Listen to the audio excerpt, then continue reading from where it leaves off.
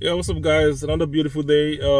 I went last week. I went to dealership to service my car, and of course they did a multi-point inspection. Checked the latches, checked the filter, air filter, cabin filter, checked my brakes and everything, and they gave me a quote for to change my air filter and my cabin filter for $200, close to $200, and I was like, wow, 200 pa or more. That was wild, man. So, man, I had to reject the quote, and I told them to just service my car, and that's it.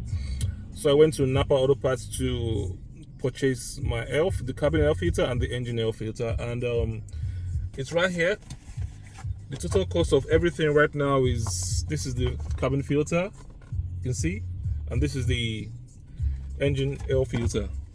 And the total cost right here is this is 38. You can see, close to $39. Of course, I'm gonna fix it myself.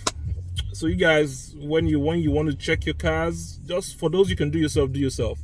You're gonna save a whole lot of money. And of course, if you have enough cash to spend, you can go to dealership.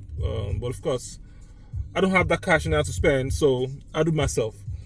Nevertheless, it's good to do some things yourself so you have an understanding of how your car works and the issues and all that. So basically, that's it. So guys, have a blessed day.